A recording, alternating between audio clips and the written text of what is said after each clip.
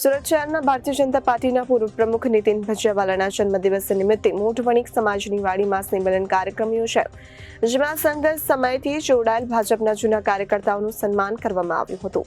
સુરત શહેરના ભારતીય જનતા પાર્ટીના પૂર્વ શહેર પ્રમુખ નીતિન ભજીયાવાલાના જન્મદિવસ નિમિત્તે જનસંઘ સમયના કાર્યકર્તા મોટી સંખ્યામાં એકત્રિત થયા.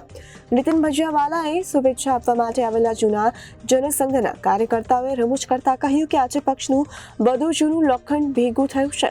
કાર્યકર્તાઓએ કહ્યું કે હજુ પણ આ લોખંડને કાટ લાગ્યો નથી. આ રીતે વાત કરી એકબીજાને પ્રોત્સાહન આપ્યું અને મળવાનો આનંદ વ્યક્ત કર્યો હતો. નીતિન ભજીયાવાલાએ પણ સૌ કોઈનો આભાર માન્યો હતો. પૂર્વ મેયર તનુ માવાણીએ કહ્યું કે આજે સ્થિતિ એવી બની છે કે આપણે કાર્યાલયમાં જઈએ છીએ તો નવા કાર્યકર્તાઓ આપણને પૂછે છે કે તમે કોણ છો.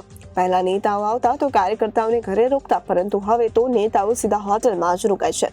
પાર્ટીનું કલ્ચર બદલાયું છે. જૂના કાર્યકર્તાઓને નવા કાર્યકર્તાઓની વચ્ચે મોટો ભેદ જોવા મળી રહ્યો છે. ઇફકોના ચેરમેન દિલીપ સંઘાણીએ નીતિન ભજીયાવાલાને જન્મદિવસની શુભેચ્છા આપી. ભાજપના પૂર્વ પ્રદેશ પ્રમુખ કાશીરામ રાણેને યાદ કરી તેમની સાથે કામ કરવાની યાદોને વગોડી હતી. તેમણે કહ્યું કે ટૂંક સમયમાં જ નવા સંગઠનની તૈયારી થઈ રહી છે.